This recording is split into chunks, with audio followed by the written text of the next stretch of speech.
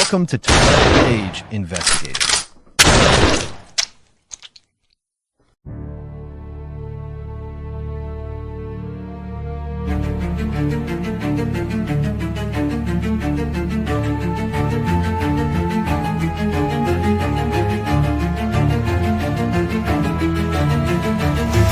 In the shadows where the truth hides deep, echoes of the lost and the secrets they keep. Cold cases burn in the back of your mind. We dig through the dark, one clue at a time. This ain't fiction, this is blood, this is truth. 12 Gauge Investigative, justice uncaged.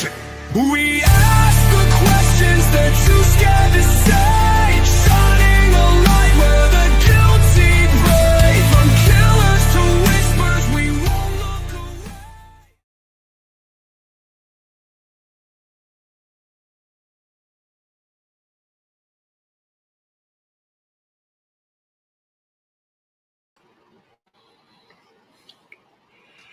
Good evening. My name is 12 Gauge. Welcome to my channel, 12 Gauge Investigative. You know, I thought I'd get on here tonight and I'll talk a little bit about exactly what the topic says. When confidence exceeds intelligence, the one-dimensional epidemic. What that basically means is what we're seeing on these YouTube streets right now. We have bravado disguised as educational intelligence. We have arrogance, rude, angry. You know, it's interesting to me how individuals say, well, people are one-dimensional and they don't ask questions and they don't think about things.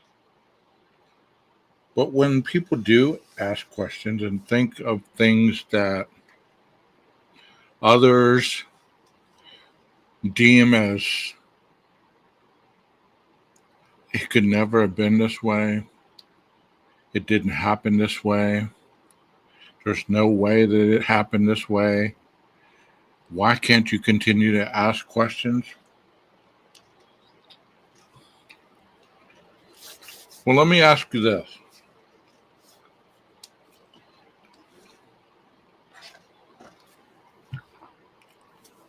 You say ask questions. You say don't be simple-minded. Only simple-minded follow the masses, right? Then how come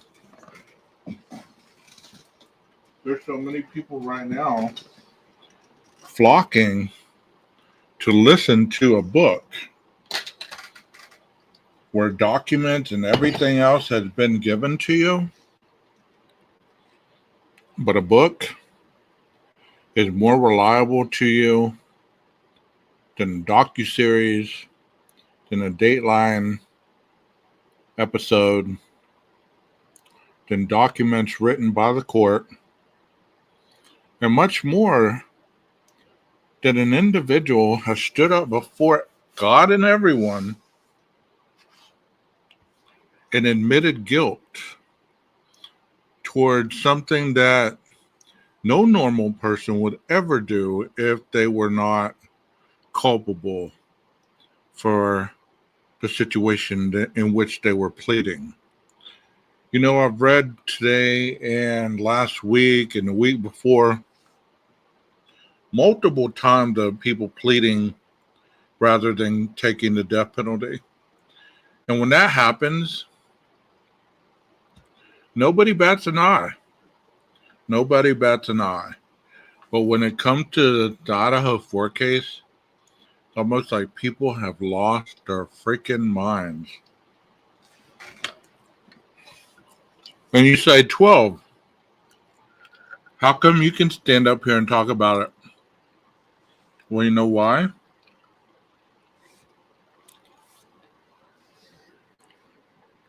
because I never told you where I stood regarding the case. Because I would just show you things and I'd ask questions and I'd discuss things that obviously needed to be discussed. But I did it in a way that it didn't invoke rage. It didn't invoke people teaming up with me versus everyone else based on their beliefs, based on their opinions, based on their factual understanding. Not like it is right now. It's kind of like, getting to see the movie, and then after the movie you're presented with the book, and people have one or two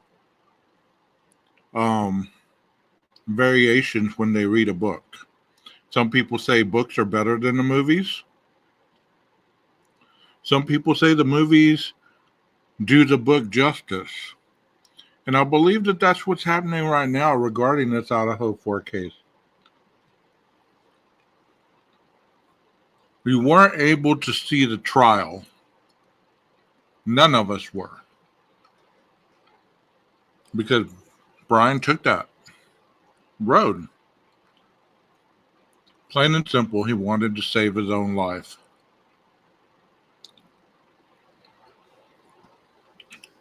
Many people don't agree with that. They might even say that was a stupid move. But in reality, how many of you have ever faced the death penalty? And if you have, chances are you would have pled out to save your own life. You would have. Many people say there wasn't enough evidence. Everything's not adding up. Everything, the timeline, this, that, and the other, and God knows what. I really haven't followed the case in almost a week and a half. And I feel so out of the loop, I don't even know what to really say about everything that's going on. Because I've been focusing on other things. But there's still, I see the titles. I see the anger. I see the rage. I see the conspiracies. I see one side still pushing a narrative that Brian was innocent. And everybody else who doesn't believe that way are ignorant and stupid. And what do they call it? Bootlickers?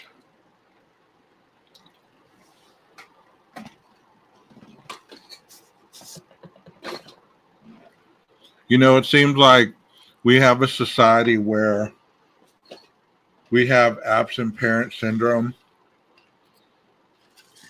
for whatever reason, whether it be the father or mother chose to walk away or both, or even maybe one or the other went to prison and the child didn't have the choice but to grow up without this person. So what we see in society now is individuals that were either criminal-minded, or we see individuals that decide with the quote-unquote underdog and they can't let it go.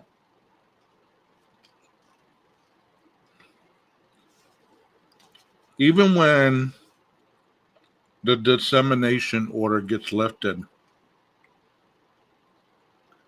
it won't be enough for people.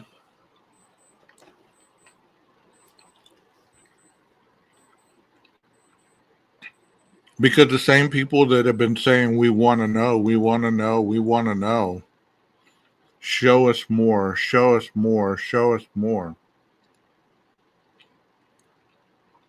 Every time a new document comes out, it's met with contempt if it doesn't go in the direction that they see that it should have been.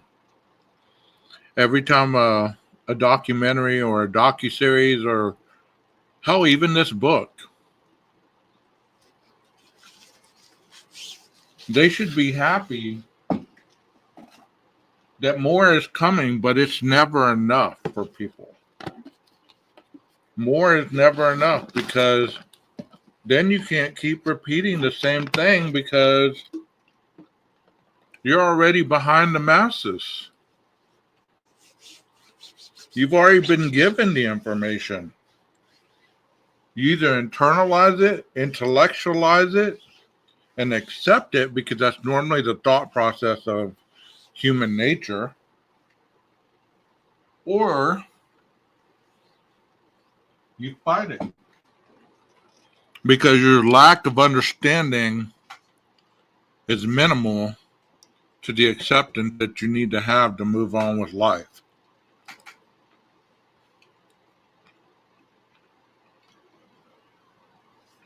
I've gotten on this panel multiple times and told you guys, you can't change a grown adult, especially a dysfunctional one.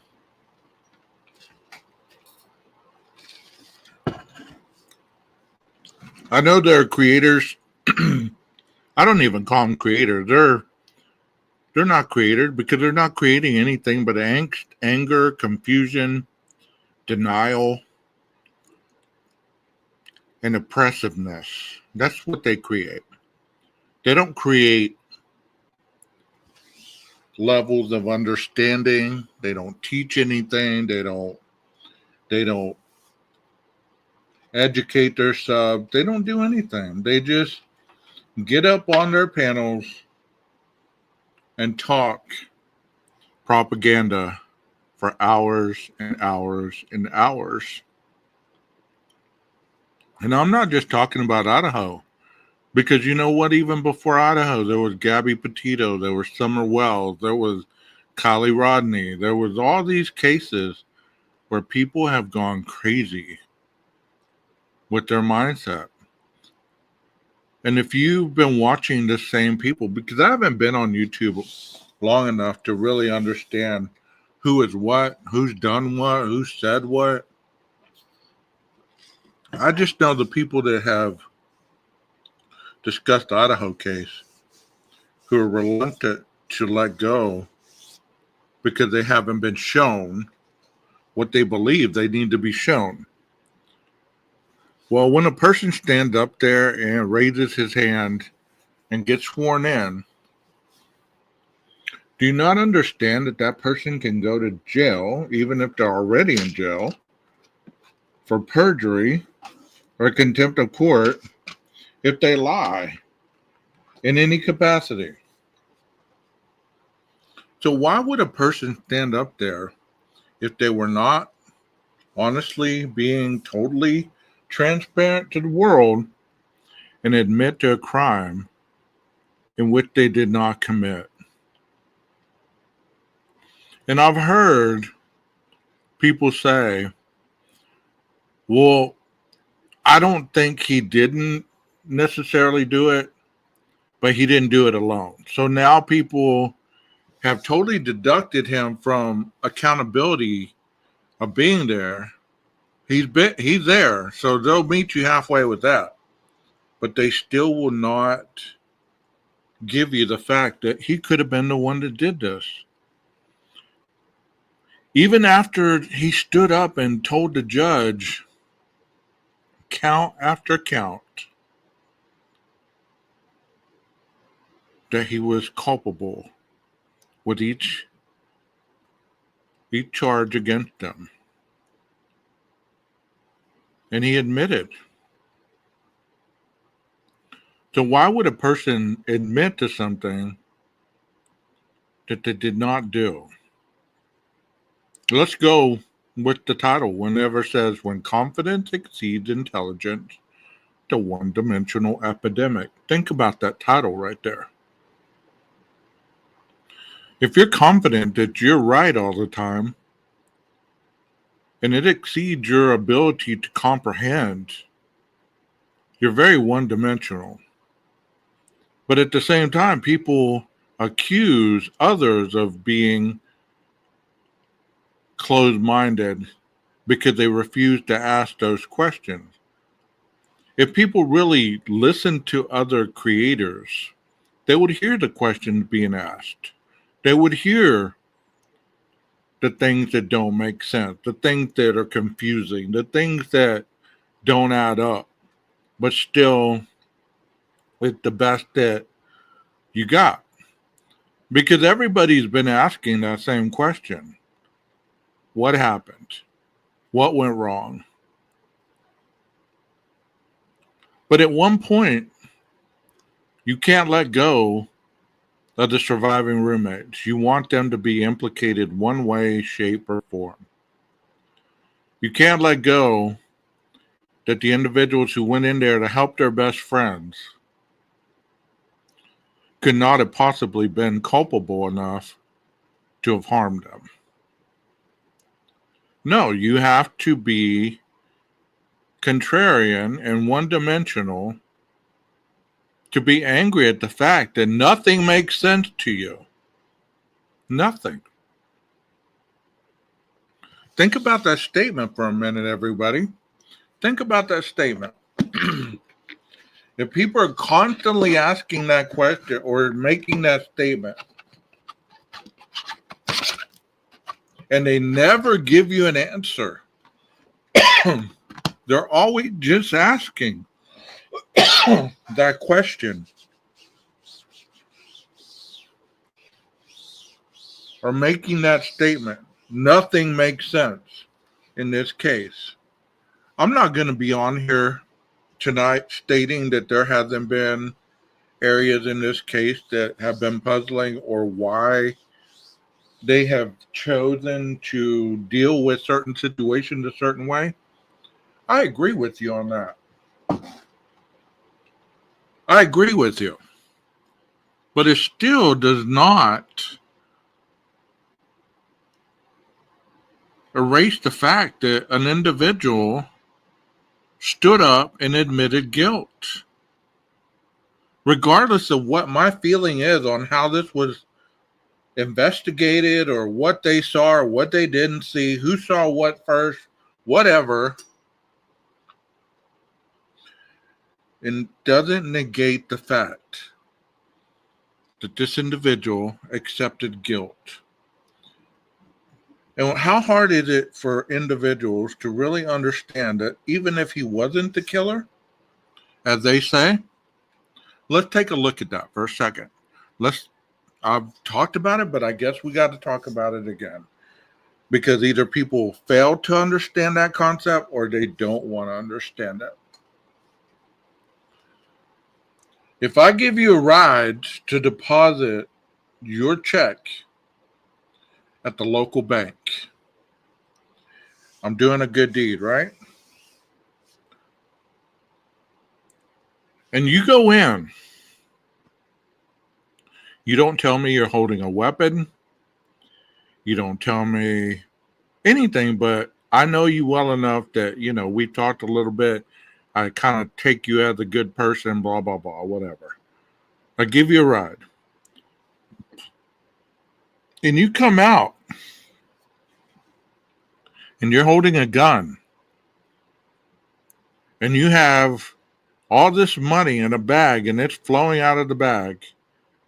And it doesn't take a rocket scientist to put two and two together.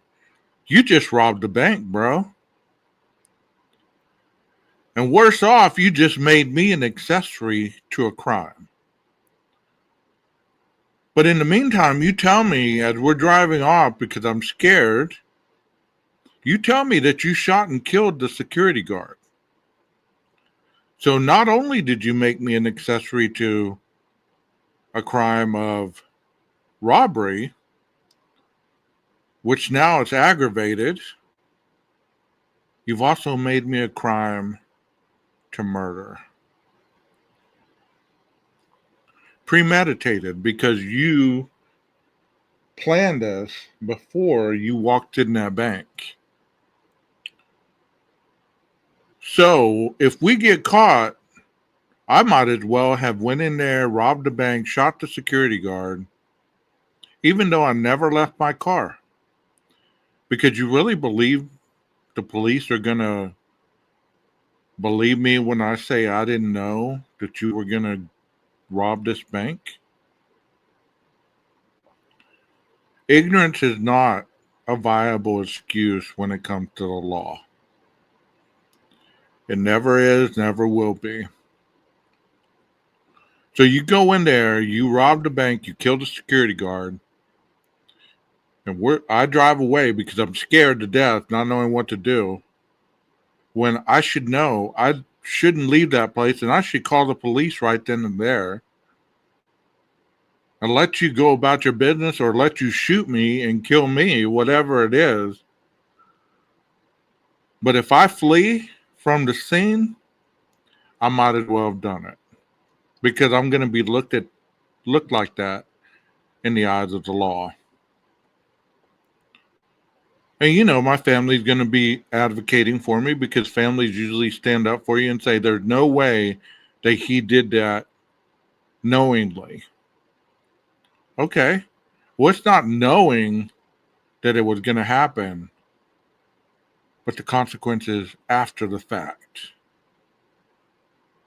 So let's say Brian did drive somebody over there that told him, whatever, I'm going to go get, I don't know, whatever the hell would have entitled them to go into that house. And he went in there and killed 4 people. And Brian's out there waiting like a dumbass. Out comes this guy covered in blood with a knife, all this stuff that, you know, implicates him. And the guy says, let's go, let's go, let's go. So they take off. And they see the white Elantra. Not the white Elantra that just pulled up there once and parked. No, they see the white Elantra that pulled up there and circled the Queen Road apartments. But many people don't believe that was the white Elantra. They believe it was green. They believe that it wasn't even a car. Whatever they believe. But you know, you and I know it was a car. It was the white Elantra. It took off.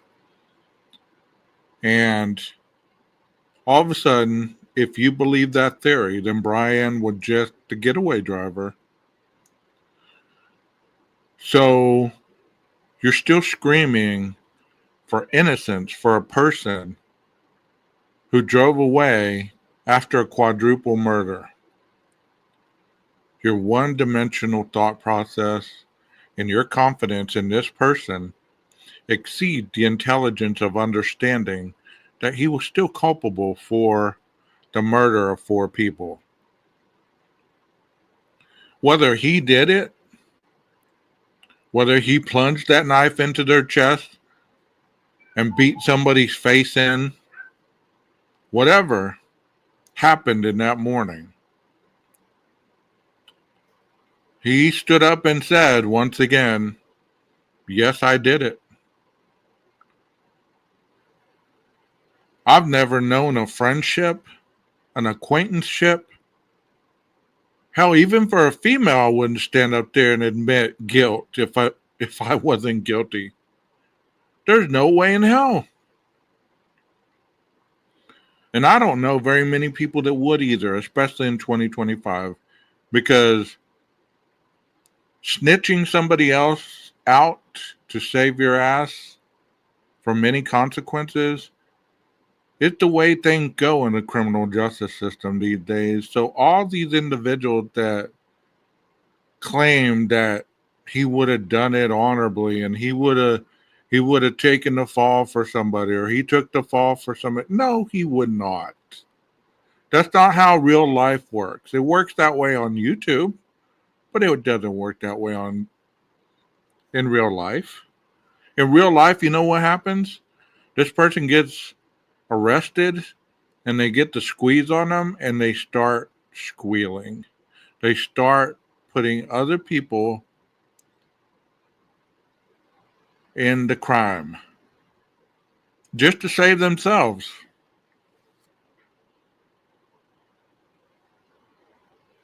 Did you hear SG tell press he thinks BK will try to involve Kobaka? No, I didn't. I've really stepped away from this for about a week and a half. The first time I've really talked about it. I've been trying to do other things, but I hadn't heard that either. I hadn't heard that. And at this point, I don't want to sound like one of these other creators, but it would be more advantageous for the father of that family just to step away and go grieve in silence with his family and regroup and move on somehow, some way. Because he's not helping. He's not hurting, but he's not helping. No matter what he says from here on out, the dude is already pled. All this stuff that could or could not come out, it's not going to amount to hella beans after the fact. It's really not. All it's going to do is, as one creator calls it, suffice the snack cakers and let them get an overdose of their snack cakes until the next case comes along.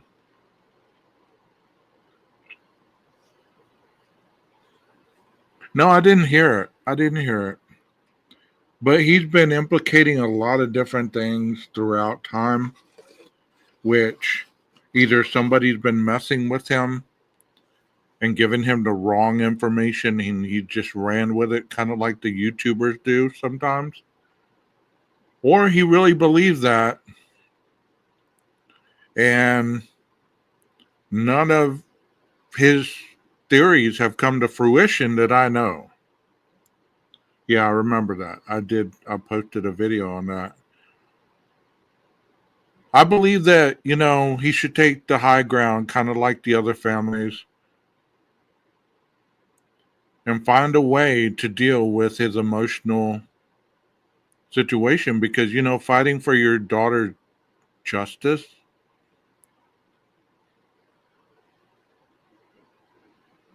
is different to a lot of people. But like I said, when you become so overconfident that it overrides your ability to be rational, it just causes a lot more pain and it sits there and lingers longer. It really does.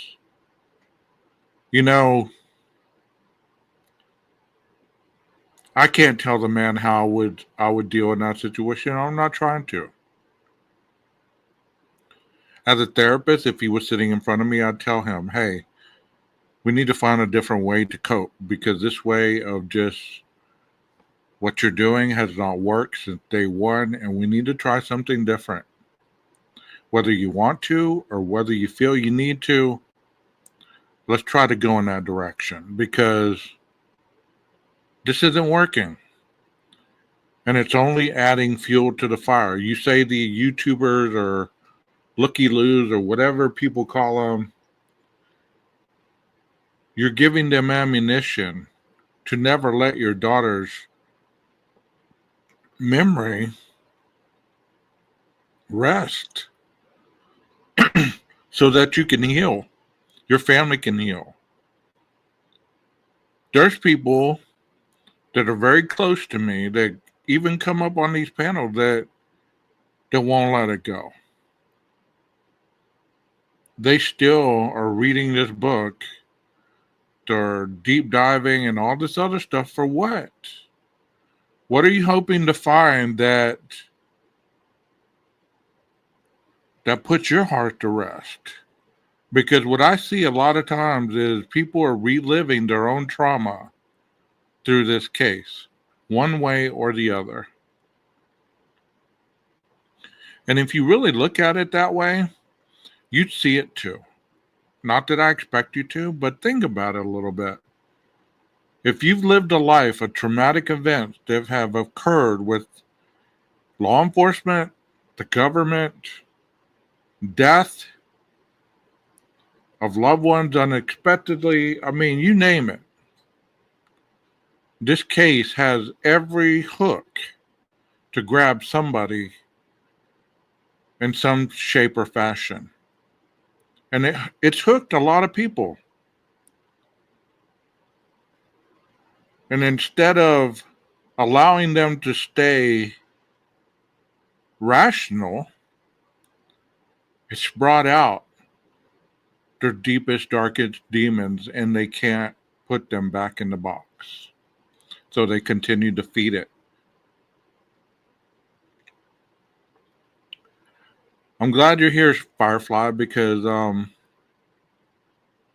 glad Rondi's here. I'm glad JB's here. And whoever is listening, thank you so much for being here. You know, I'll be the first to tell you that I used to go almost nightly on about this case, and I used to go hardcore on it.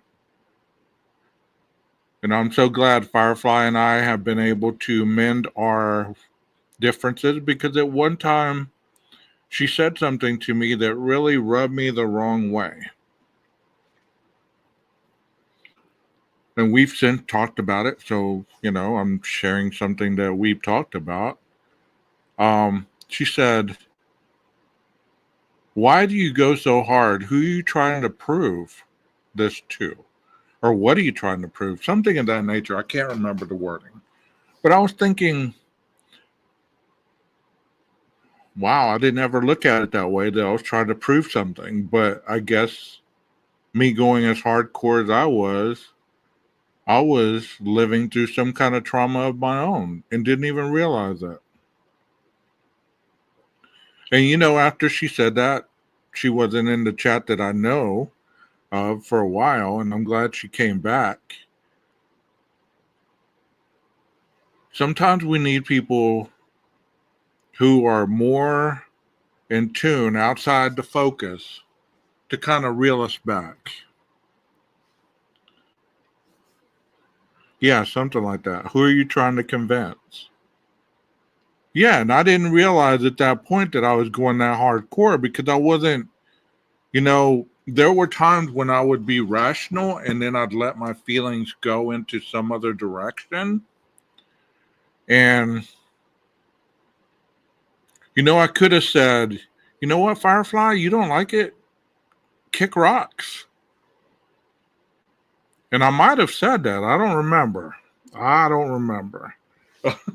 If I said anything like that, but she came back, so I'm glad. I'm glad we mended whatever it was. But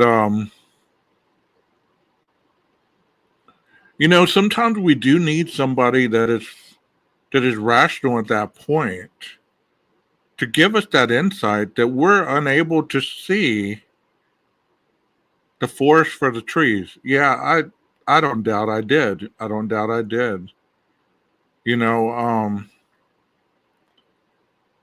But when we're so caught up in it, my point of the matter is this: when we're so caught up in it, we don't really hear everything we say, everything that we do, because we're in that, when confidence exceeds intelligence, we become one-dimensional.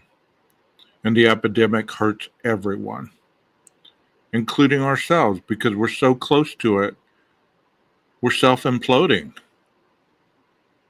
The fact that people can't let this go, and they're critiquing the docuseries, they're critiquing the book, they're critiquing everything and anything. And if you're listening and you sub to the channel or whatever, and you're a creator, I don't know if you're reading the book. I don't know if you critique the docuseries, whatever. I'm not calling anybody out. I'm just saying that what I see when I'm going through my feed is there's a lot of insanity. And how are we ever going to not really solve, but how are we ever going to come together as a community if all we're doing is fighting each other. See, I just lost another sub. It's almost every time I lose a sub that that little noise comes up. You're fine, Walt. Glad you're here. You know, people take my approach as being confrontational or one-sided, and it's really not. For those of you that don't know what I do, I'm a therapist by trade. So I'm objective more than I am one-dimensional. I'm not one-dimensional ever. I look at all sides and then make my educated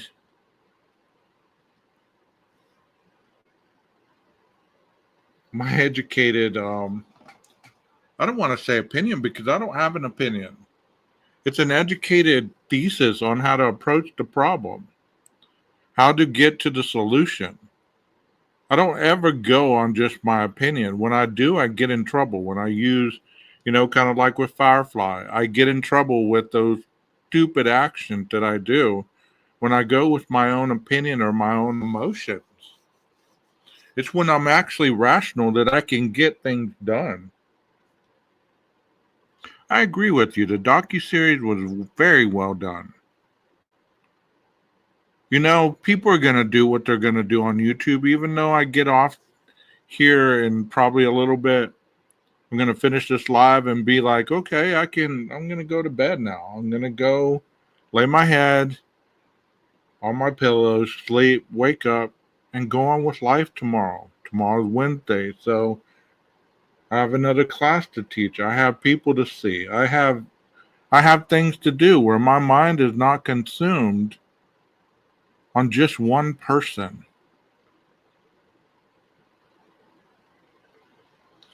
It's like I don't fixate my thoughts all day long on what is Brian Koberger doing, what's he gonna do, what's he gonna say, what's he gonna those people that do that, they're doing that for a reason. I do dumb shit like I just caught my protein object on fire in the microwave and burnt myself by grabbing it. See, that's what I do. When I don't think about what I'm doing, I hurt myself. And that's what I'm trying to get across to people is if you don't think about what you say or do, a lot of times it leads into a train wreck for multitudes of people. I would never say what other people say about individuals who didn't ever accept the fact that he was totally innocent. I would never say that these people were wrong because they believed in something, which, hell, we all should believe in something. But at the same time, you have to be logical and rational without hurting other people.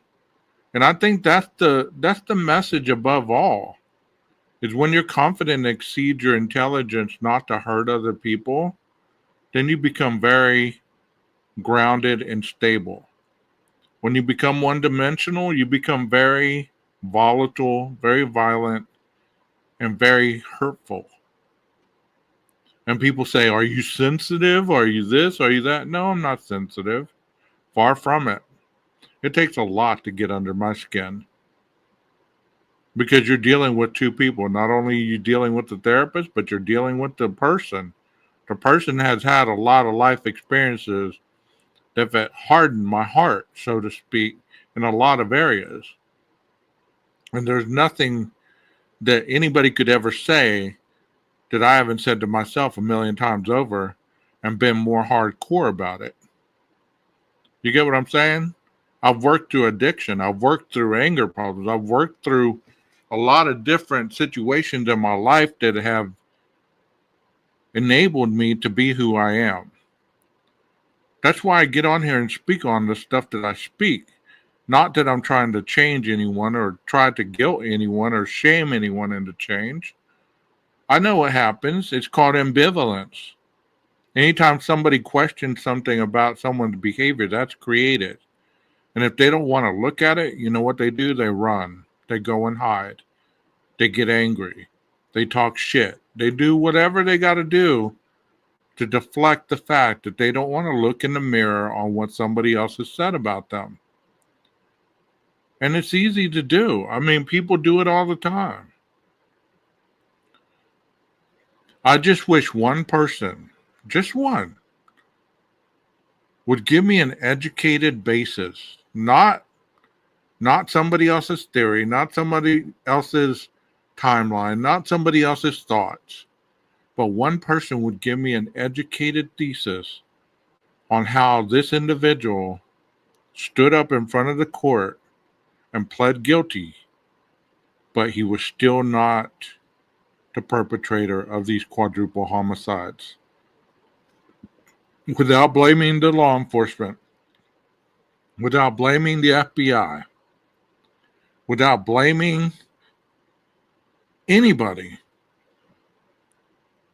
because you're focusing on his innocence, right? You're not focusing on law enforcement's credibility or none of this. You're focusing on his innocence. So that means that if you really have a viable way to show me or anybody else how this man stood up there and said he was guilty with him being innocent,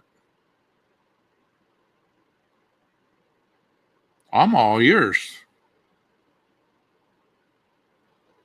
You get what I'm saying? I'm all ears. Because you're arguing with the person who took accountability for something that nobody on this planet would ever do. Nobody on this planet would ever take accountability for a quadruple murder, much less one murder, premeditated. You know? Now, the burglary charge, I could see if he didn't do it and, he was like, you know what, give me 5 years or whatever. I'd still fight that. But when somebody runs out of fight, when the defense runs out of ways to save the client from the death penalty, a plea is always an option. And I've always said that, but people didn't ever agree with me because they said, oh, Bill's not going to plea. He said he's not going to plea. But he did. And whoever approached who doesn't matter. The fact of the matter is the defendant accepted the plea. So it doesn't matter who approached who.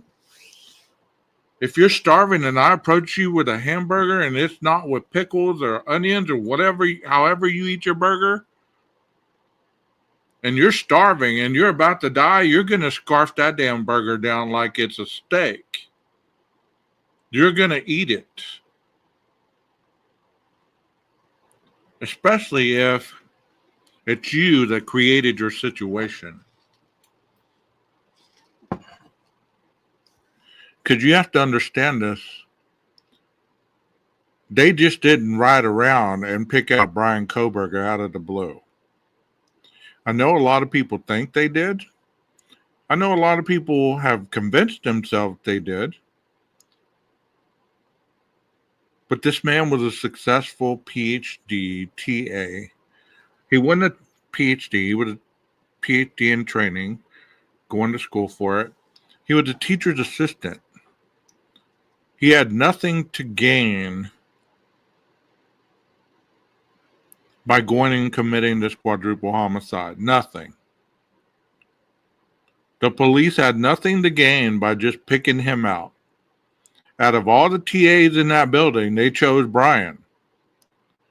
Out of all the TAs on the campus, they chose Brian.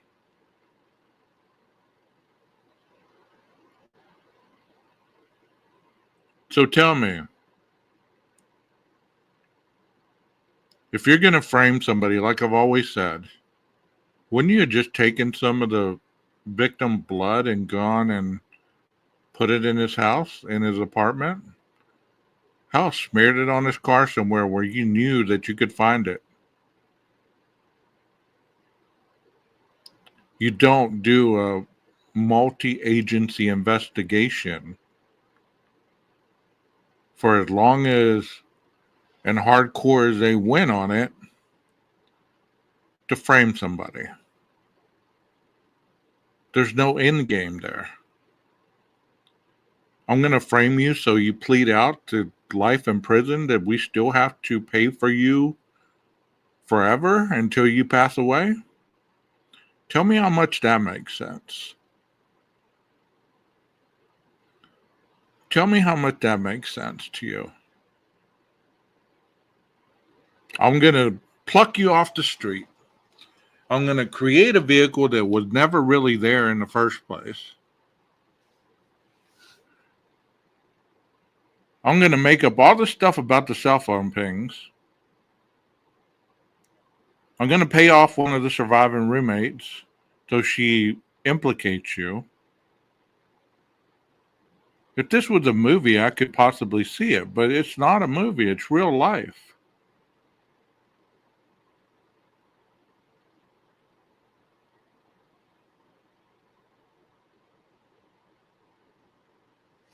I like that statement, Walt. They want to support Brian, say he's innocent, etc., but won't take him at his word for admitting his crimes. Tough to have it both ways. Exactly. And another thing, all these bleeding hearts. Oh, poor Brian, poor Brian, poor Brian. Think of all these women who have had children who have been addicted to chemicals and weren't able to overcome them, but Brian did, supposedly, right? You don't think they'd be attached to that story? That hook wouldn't have grabbed them and they wouldn't have let go with all they are because they already lost their drug addicted kid. They don't want this drug addicted kid who overcame so much to be killed. They're not looking at the quadruple murder. They're looking at the drug addict part. They're looking at the overcomer, the overachiever. Well, he overcame so much. There's no way he could have done this. Well, you know what? There is a way. And he said, yes, I did. Yes, I did. See how that works? See how people get attached to something where they don't see the whole picture? They haven't even, in their minds, haven't even focused on the fact that there was 4 people brutally murdered. Because they've been focused on Brian the whole damn time of being innocent. And everybody under the sun trying to frame an innocent person. But at the same time, if somebody questions it, oh, we want justice for the 4. No, you don't. You want justice for Brian. Just be honest. That's one thing individuals like this have a problem with is honesty. Their words never match up. Their words do not match their actions. Like I said, I'm a therapist. I see this all the time. You say, well, that's psychological mumbo jumbo. I don't believe in that. Okay, you don't believe in it because you know it's true. And just because you've been a criminal and you got off does not mean that every criminal deserves to be set free. If you can find a loophole. It just amazes me how people are trying to find loopholes in a quadruple murder of 4 kids or young adults. It amazes me. Are you going to be fighting that hard if somebody kills your loved one? Are you going to be fighting for the killer's innocence then? Are you going to be saying, oh, he had a hard life, so, I got 5 more kids. I can lose one. It's all good. Are you? No, you're not. But then Are you going to be able to swallow your pride and say I was wrong about Brian? Because honestly, it's not really about being wrong or right. It's about being a decent human being. It's about being a decent human being. It's kind of like the defense was pushing that narrative from the very beginning. He'd never get a free trial or fair trial. No way he could ever get a fair trial in Latah County. The news is on it every day. That's all they talk about, blah, blah, blah, blah, blah. She should have been honest and said YouTube talks about it every day. Because the mainstream media has, after he was arraigned, they pretty much forgot about him other than when he was going to court for a hearing. And that's the only time that it was brought up. Unless there was a docu-series or something made it here and there. But you know what? He could have got a fair hearing in Latah County. But just like everything else, he wanted to roll the dice. He wanted to roll the dice. It was still a game to him. It's still a game. I'm smarter than everybody else and I'm going to get away with this. Because who would be that arrogant to say, I'm ready to be exonerated knowing that you were guilty? The moment he said that, he knew what he was doing. It planted that seed of doubt in everybody's mind that said, well, why would he say that if he was guilty? Have these people never been lied to in their lives? Have they never been manipulated by a criminal-minded person? If he was a janitor, or if he worked as a body shop technician, or anything other than what he did in his short life, would you have been able to believe it then? Or would you still be fighting for something that had no fruition in the end? Would you still be fighting for it? It's hardcore. Fighting with people, calling them names, making fun of them. This, that, and the other. Would you be doing that? I don't believe so. I don't believe so. I think the fact that the storyline presented itself to a good murder mystery for people, that's why the hooks were dug in, and that's why it's so hard to remove them today.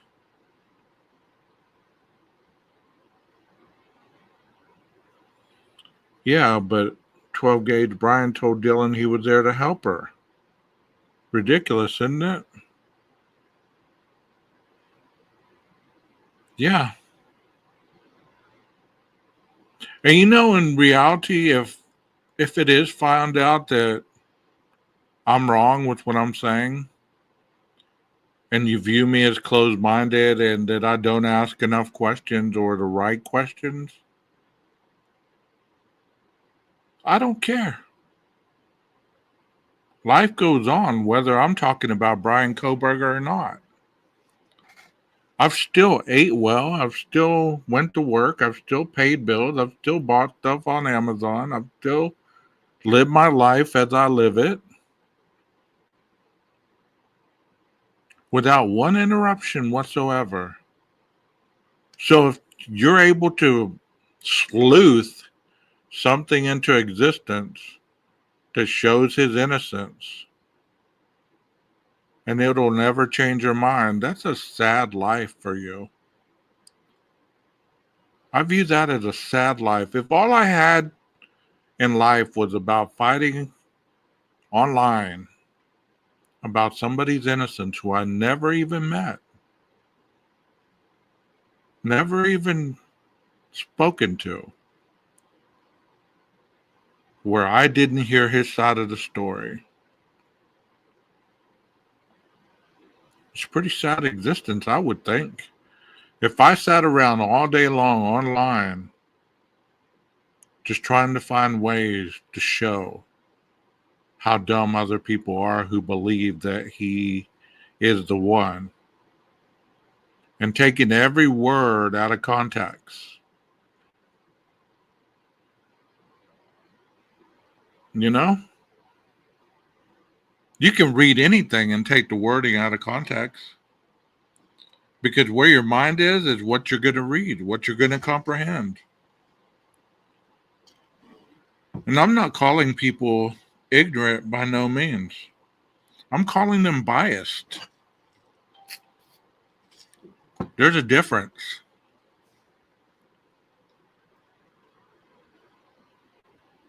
And that's sad. That's sad, Rondi. That is really sad.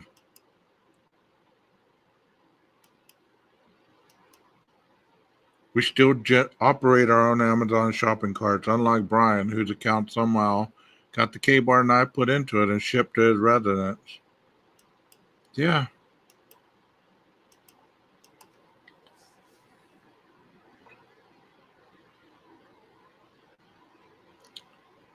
I saw somebody that I talked to quite frequently in a creator's chat I've never even stepped foot in, but she was reading that book, right? So I thought to myself, you know what? I want to hear what it sounds like. And she started reading, and then all of a sudden I see this person in the chat.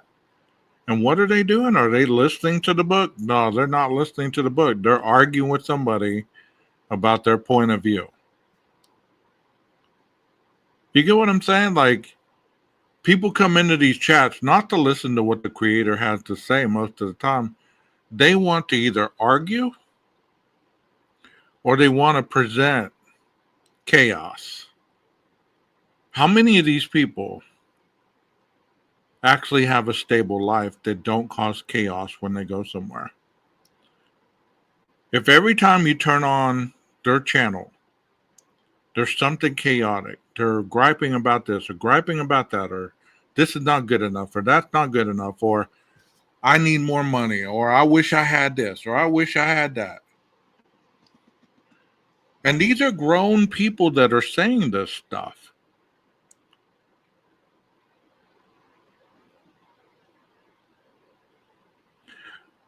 Would you really think that they were adult? Because you know the definition of being an adult is being able to financially take care of yourself, supply yourself with a house that you pay for, and you're able to have the basic needs of society: water, electricity, food, transportation. That is the basic definition of an adult. And if you looked at some of these people's backgrounds, you would see that they're claiming to be the alpha adults, but they're really needing more help than they really hear themselves saying.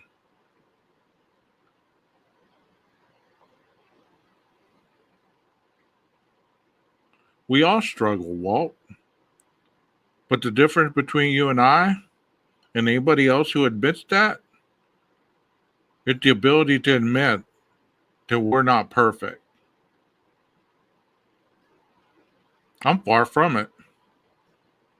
I'll never be perfect. There was only one perfect person, and they crucified him.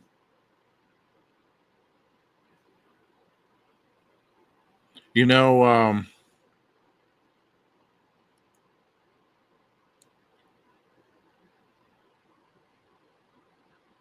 it's going to get wild if they kill Brian. It really will. If they kill him in a year from now, or even 6 months from now, or he offs himself, the internet's going to implode.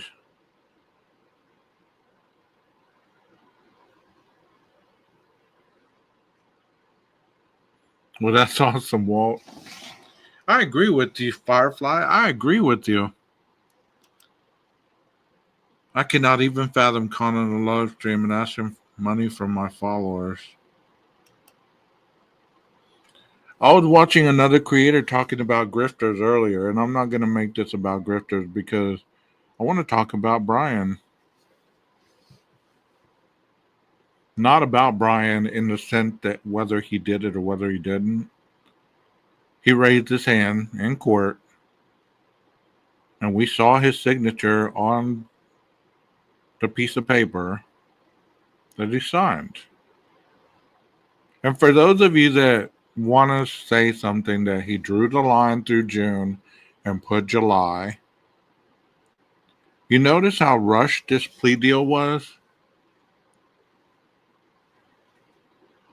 It's a legal document. You're allowed to draw a line through it, sign your name, date it. It's still legal. Doesn't necessarily mean that that is a binding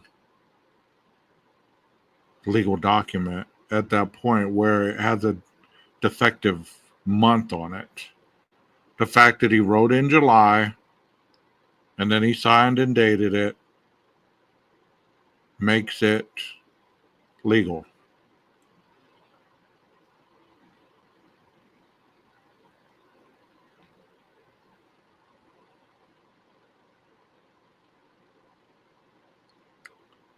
I mean, all you have to do is go all over today, tonight, right now. There's people reading from the book. There's people doing AI. There's people doing all kinds of stuff that's a lot more entertaining than what I'm doing, sitting here talking. I get it. I'm not stupid. I know marketing 101. But to me, that's like selling your soul, especially if you have people looking up to you. How could I get on here and proclaim, follow the rules, follow the law, don't use drugs, don't kill people, don't stalk people, don't do this, don't do that. And yet, I get on here nightly talking about defending an individual who's accused of this relentlessly. Is that not a mixed message? Is that not a mixed message? 12 gauge. One of the things that bothers me was the expectation that Bill Thompson had to have a aha type of moment. Not sure why everyone is mad that he stuck to the PCA. He had a bird in hand. You're right. No reason for him to say anything stupid when he already had Brian finished. And you notice all along the prosecution really didn't say much. It was all the defense that was trying to get everything suppressed. The motion to eliminate, all of it. It was the defense trying to remove the death penalty. We don't want bushy eyebrows mentioned. We don't want sociopaths, psychopaths. We don't want all these things mentioned. While the prosecution was just sitting over there, just waiting for the moment when the water ran out of the bucket. And it happened. When you have no more avenues but to either go to trial and gamble on your life, or somebody offers you a piece of paper that says you sign this, you just saved your life. Chat, what would y'all do? Nobody's asked this. How many of you would have signed the plea deal? How many of you would have signed the plea deal?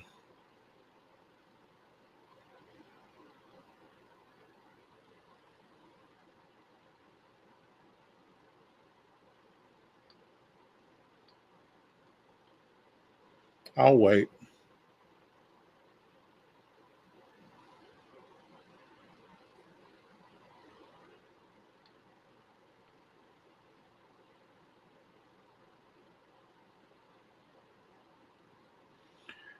And you know, it's not only YouTube. I'm talking about Facebook groups and everything, right?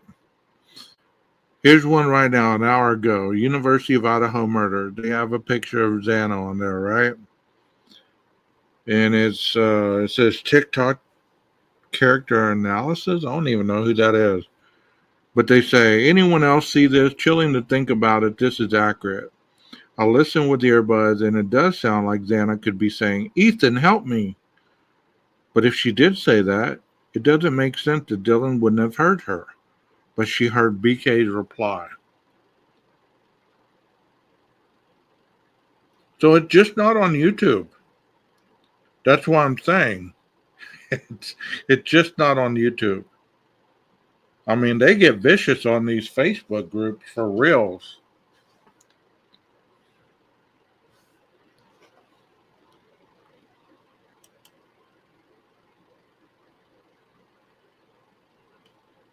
Ronnie says, I don't think I would. You wouldn't sign the plea? I would never do such a crime. I wouldn't be in that situation. Okay, I respect that. I can't answer that question. I have no idea what I would do in that situation.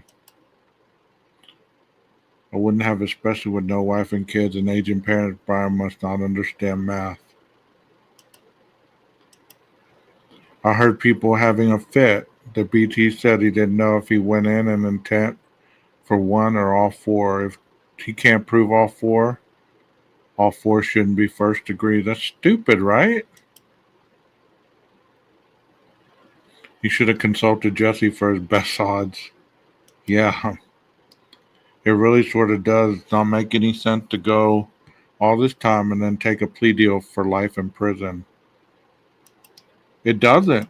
It really doesn't, but I mean, it seems like that's what Anne does. You know what I mean? It's like she pushes and pushes and pushes, and then if she can't get her desired way in the court, then she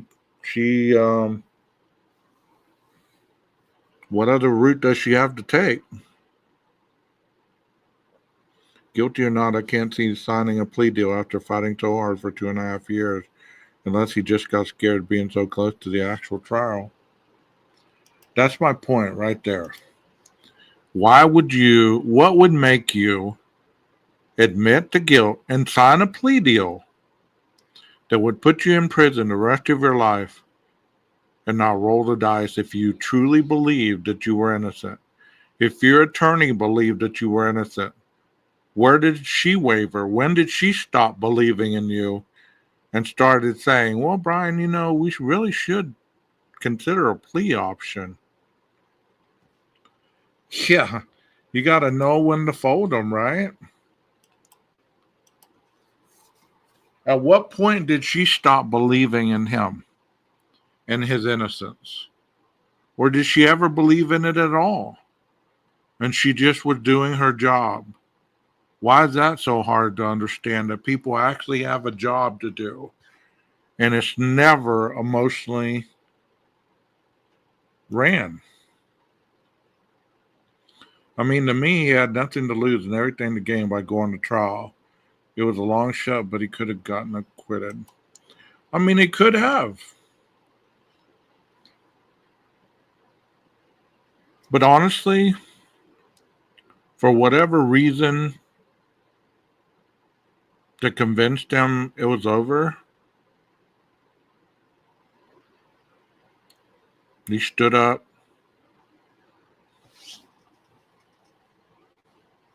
and said, yes, it was I, sire. Yes, yes, yes, yes.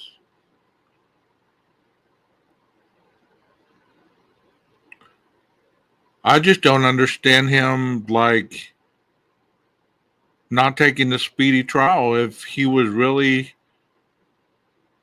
the speedy trial option would have deemed the same damn effect. I mean, either way,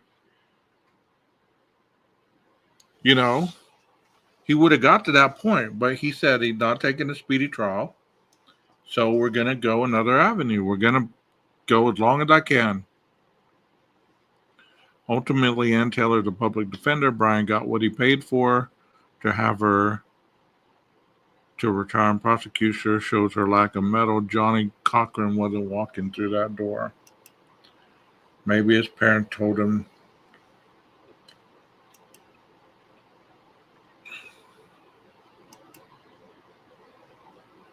No. And my point exactly in that also, how come all these individuals that were so certain about his innocence didn't start GoFundMe's or even fund a better lawyer for him, especially when they had such high regard towards Ann Taylor? What kept them from hiring a better attorney for him?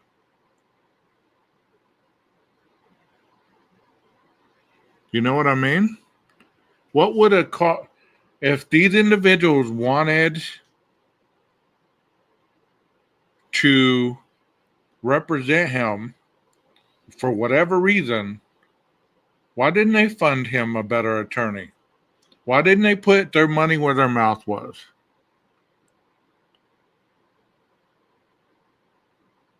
Can anybody answer that question? Can anybody answer that question? No GoFundMe's, no people dishing out thousands of dollars for a big name attorney to go and fight for his innocence. No, they just fight for his innocence on YouTube. Sending Ann Taylor emails and videos and all kinds of crap. That's not fighting for someone's innocence. That's like standing outside her office yelling, "Brian is innocent. Look at Linda Lang camera. Look in the bushes." You get what I'm saying? I've heard that.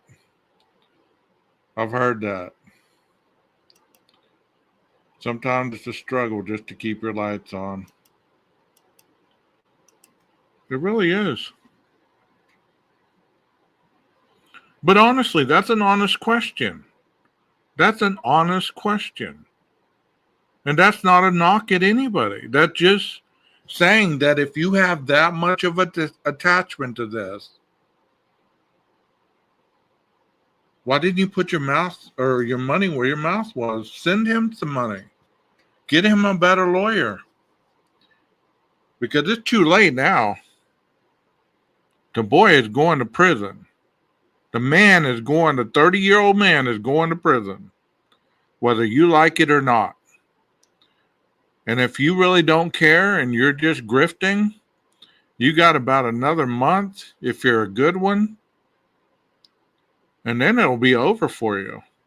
It's time to go on and move on to different cases, or just rehash the ones that you've ignored all along. You know? But eventually those clicks and views are going to go away. Who's going to want to be talking about Brian Koberger when he's already in prison? I know people still talk about the guy from Delphi, but they don't line up to defend him like that. They don't send him commissary money. I mean, there are different reasons why people are attached to this case.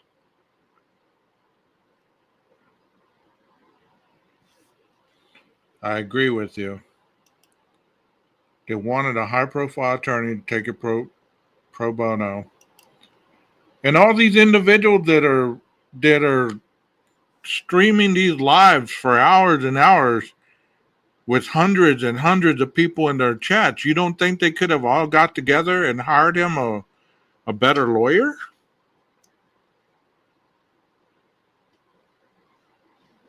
It's okay, PKC. I knew what you meant. Just let Brian know that we're behind him out here. We're pulling for him. You're pulling for him? What are you really doing out here but being an ass? Showing your ass. We're pulling for you, Bri. We know that they railroaded you. You're one of us. So think about it now. All these people that are still pulling for him, and he's a convicted felon, that should tell you all you need to know. That should tell you all you need to know.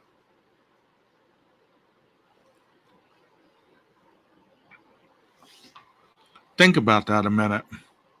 The man is a convicted felon at this point. And these people are still lining up every day trying to find loopholes, trying to convince other people that they got it wrong.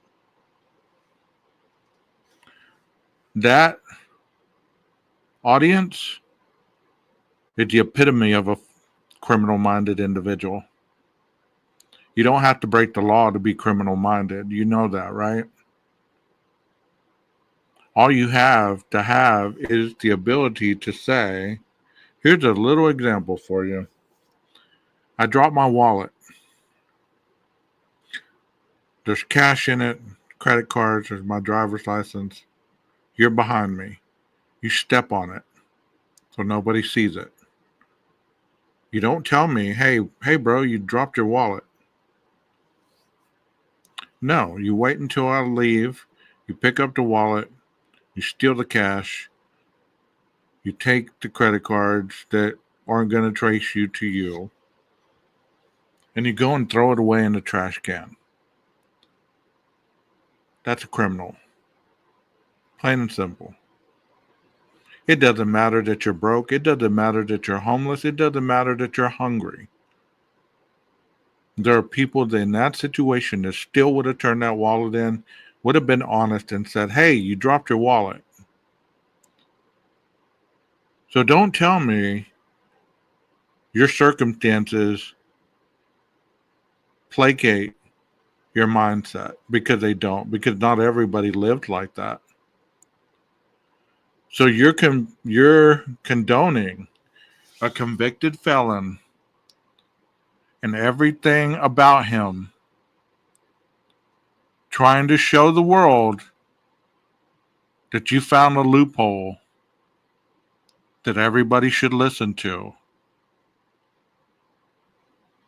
and that everybody's wrong.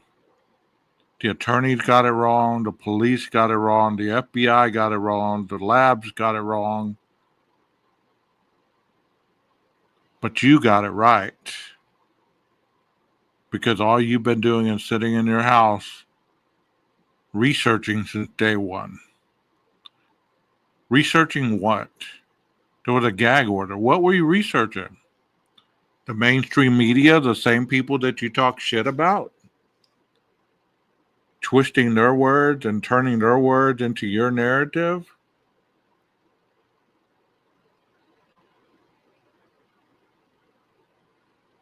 You know?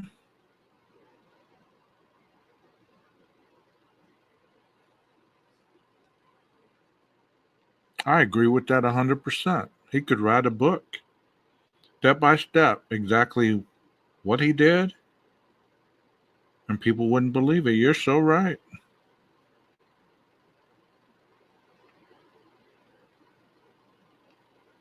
You need to get out of those rabbit holes. Because really, Nina, at this point, does it matter what you find out? Anybody that's still arguing about this case, who's right, who's wrong, you're never going to get anybody else to see your side. It's not going to happen. Adults don't do that. You cannot convince another adult or a child or anybody to see any way different than what they're willing to see.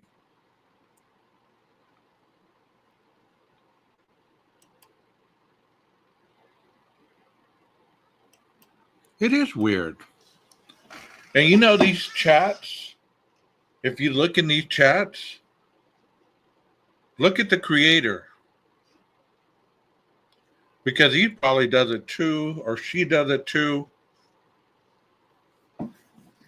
And most of these people have no room to talk about what they say about other people, because, to be honest, if you really looked into their lives, looked into their house, how clean could it be if you're online 24/7 with the person that you're watching? How clean could your house really be? You get what I'm saying? How clean could that house be? How clean could your kids' clothes be? How much family interaction do you have if you're constantly pumping out content? That's what I wonder. How much sex are you not having? That's the biggest question. How much sex are you not having? Because if you're spending even over an hour, we're going an hour and 20 so far, so We're all guilty of this right now. But if you spend more than, I would say, an hour and a half or even 2 hours listening to this and then jumping onto another chat and then another chat and another chat and another chat all day long, I understand people like to listen to things to keep their mind preoccupied. But what are you neglecting in the process? Who is getting neglected in the process? You know what? If it comes to you listening to me or you going to get your groove on, get the hell out of my chat and go get yours. For reals. I'm just saying, go get you some. Because you're probably neglecting somebody for a long time. I know a lot of you are in chats all day long. So how much sex are you really getting? You get what I'm saying? That's just the minimum. What else is being neglected? Your hygiene, your weight, your medical problems. You ever notice that there's been studies, the stationary people, and I'm talking about myself right now. I have a very stationary job, and I force myself, not really forced because I'm an active person, but when that thing goes off on my watch, I get up and go walk outside for at least 10 minutes if I can. And then go sit back down because you know what? The more stationary you are, the more pressure it puts on your heart. Well, I'm sorry about that, Firefly. I'm, I'm sorry about that. Well, whatever it is that you put, importance in. I was just using sex, cleaning your house, hygiene, because some of these creators look like they don't bathe for days, weeks. You see them on their lives and they're wearing the same clothes that they wore a couple weeks or a couple days ago, or they're wearing the same shirt and they're live. So that upload that they made a couple days ago is the same shirt they were wearing when they're live. So you're like, okay, what's really up with this? Not that I'm judging, but Jesus. You get what I'm saying? When you when you put something else in the place of what you need to do in life to be functionable, it's either an obsession or it's become an addiction on your part. Go look, Firefly. If you think I'm lying, go look. Go look. Go look. I would not lie about this stuff. It might be a lot of things, but I am not a liar. I don't know if they do or not. Can you imagine what that office chair smells like?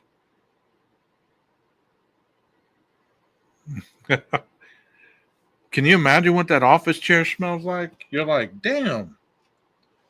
They never stand up during the whole thing. Are they going to the bathroom in the chair? I mean, are they wearing diapers? What's going on?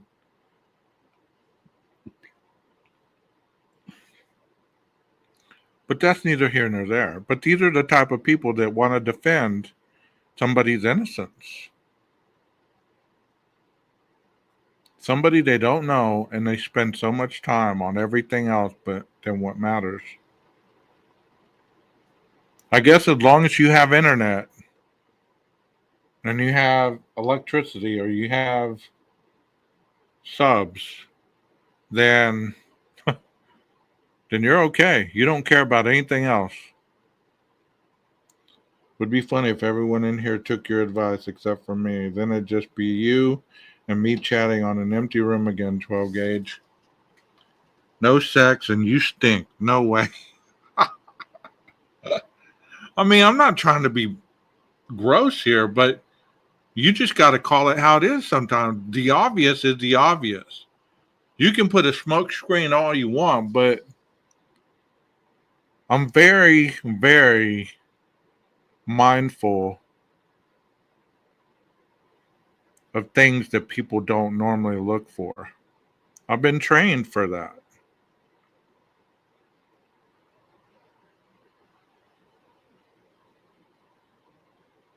Yeah, I agree with that, Leslie. We're never going to know the truth of what actually happened.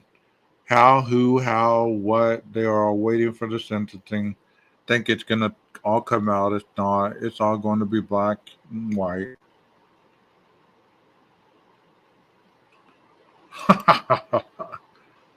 Like fish. Yeah. Not that good smelling fish either. Leslie.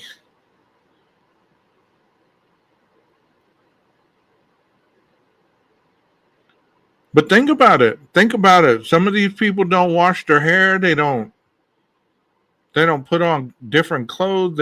It doesn't look like they bathe half the time. That's no judgment. But if you're so preoccupied in somebody else's life and your own life is down the crapper, that's a misguided responsibility right there. You get what I'm saying? Like if you're so preoccupied with innocence of another person that you're neglecting your own needs, your family, your hygiene, your enjoyment. Well, people say, well, this is my enjoyment. How could it be so enjoying if you're the only one giving? Because even though people are nice in the chats and everybody's nice tonight and most of the time, and I get super chats and I get this and that, I don't do this for myself. This is not something that is my hobby. Even though I am on here a lot, but I do take a shower at least twice a day. And when I exercise, even more than that. And that, especially when the other happens, then you got to take a shower then.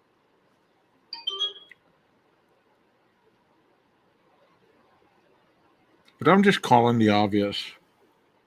Like I said, people are preoccupied with this case for different reasons. They've been hooked. They've been hooked because of whatever emotional trauma or attachment they've have with this case. And until they do some deep diving on their own stuff, they're never going to be able to let it go. And if you're my friend now and you get mad at what I'm saying, if you listen to this later on and I piss you off and it causes my friendship with you, then you were never really my friend. Because if you've been in this chat one day, you understand how I've felt about this since day one. You get what I'm saying? Nothing changed in me. People say, oh, 12 gauge, he's changed. He's become this, that. No, he has not. 12 is the same person at the first day I came on. Maybe a little bit more confident, but nothing more than that. So I guess if I give you some advice, don't be one-dimensional. Get out of the loop. Because you're confident to find answers, it's going to exceed your intelligence to understand when enough is enough. And it's going to make you very mentally unhealthy.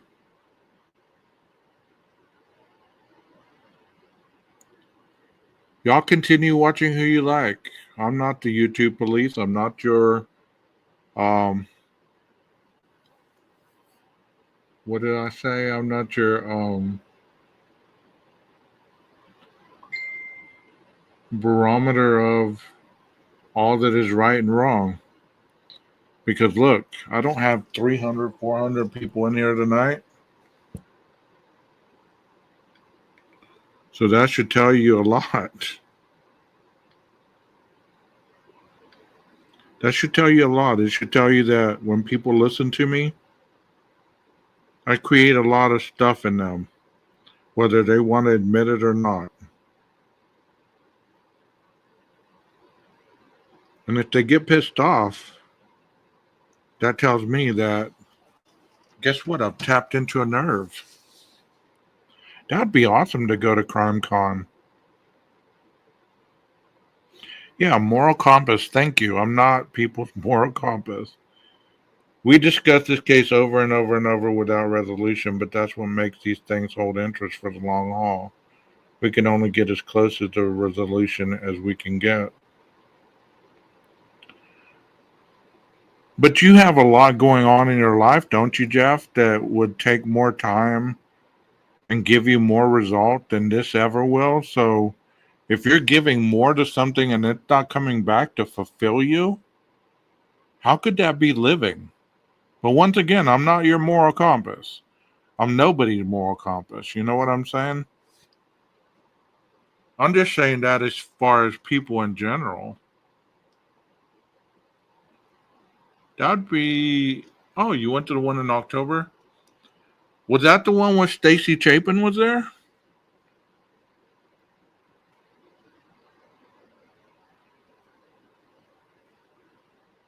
I would like to see, some YouTubers that that are well respected on these YouTube streets. I think that'd be fun. But instead of true crime, I'm gonna hit the road this Saturday and be gone for a whole week until the following Monday, hitting up beaches, the Alcatraz Museum and Pigeon Forge. And not because of Koberger. I'm doing it because I'm interested in the criminal process. And the more I learn, the more I see, the more knowledge I get. That's awesome, Firefly. That is awesome. I bet it was crazy. She seems like a public speaker. She seems like she commands the room very well. Whether it's out of nervousness, whether it's out of pain, whatever it is. Yeah, I'm taking my GoPro.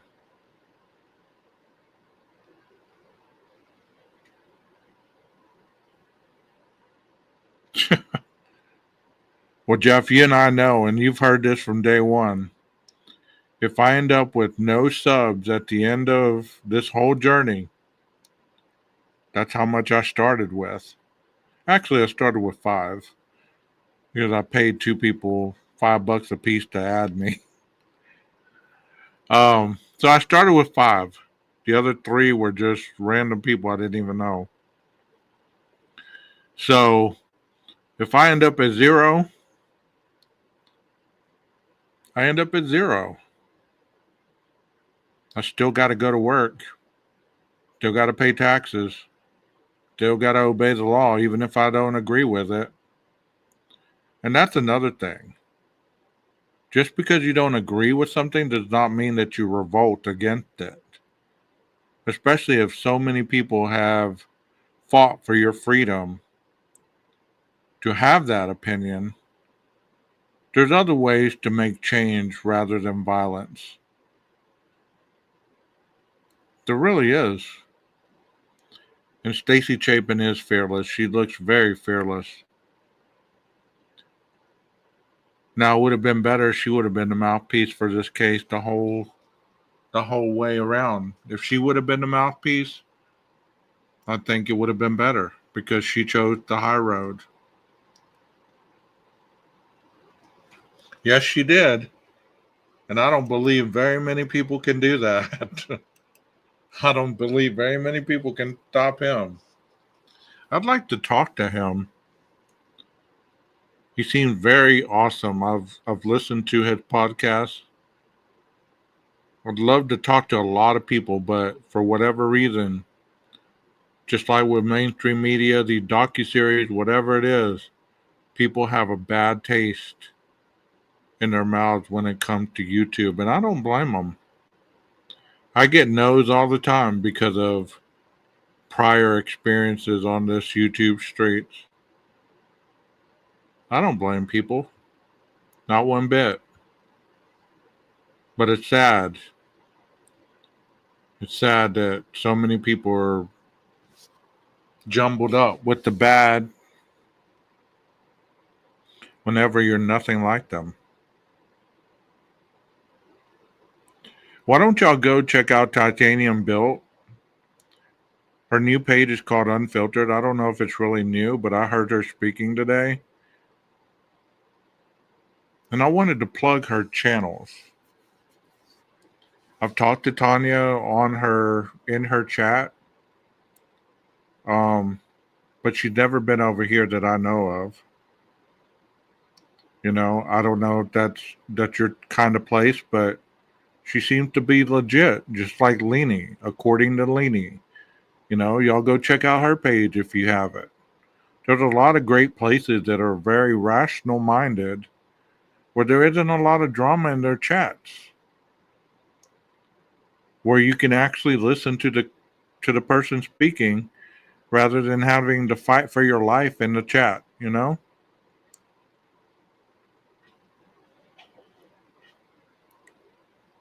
There's been a lot of damage done with this case, as there was with Gabby Petito and Summer Wells and Kylie Rodney and all those cases.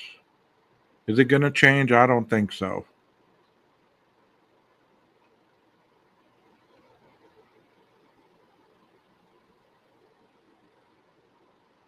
When I see the professional troll in here, I wonder how much he gets paid to promote the script. I don't know who you're talking about, Brian, but we all get along in here regardless of what we believe or think.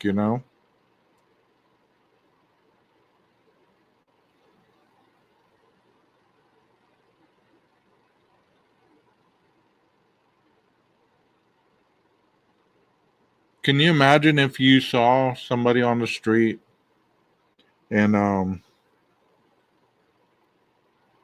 you actually started talking about this case? If you actually went to Moscow and you just picked a random person who was a local and and you randomly started talking about this case and you started giving them your input on Brian's innocence, if that was your take on it, would you have that kind of conversation with somebody in person that you would on this internet? A lot of people wouldn't.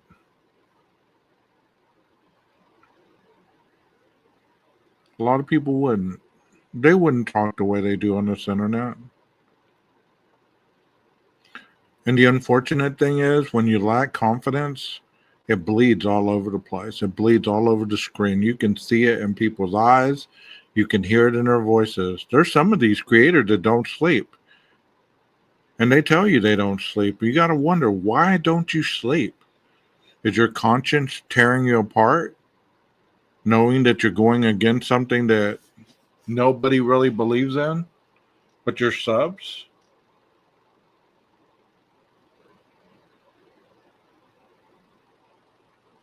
But I'm going to leave you with this. People are usually judged, and I'm going to say the word judged, by the company they keep. If you hang out with thieves, whether you've ever stolen anything in your life, I'm still going to lock my stuff around you, because that's the choice that you're making to be associated with those people. And there's always that second backlash. What, they're good people in other ways. Okay, but they're breaking the law. Nothing excuses breaking the law. Nothing.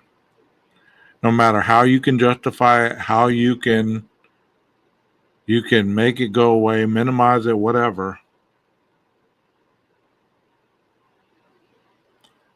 It's nothing excuses breaking the law. And it usually doesn't matter to you until it's your stuff that's being stolen. Your stuff it's your wife or your husband or whoever being assaulted. It's your family member getting gunned down in the middle of the night for doing nothing more than sleeping or trying to. It doesn't matter to people until it hits home, until it comes through their front door and tap them on the shoulder. And then they're made look so foolish for standing up for something that now they have to face. And they can't look away. And that's usually when they ask for people's forgiveness and they ask for people's help. And people have been burned by these people so much that they refuse to even listen to a word they got to say. So try to remember that. We all face our demons one day at a time, or we refuse to admit they even exist and blame other people for our failures and our shortcomings. But just because you have a tribe behind you, where are you leading them? Are you leading them into salvation? Or are you leading them into destruction? That's what you must ask yourself.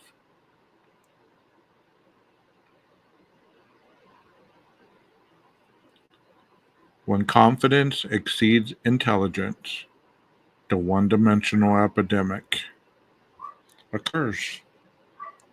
Y'all have a beautiful night. Thank you so much for being here. My name is 12 Gauge. Hope to see y'all again soon. Maestro, cue that music.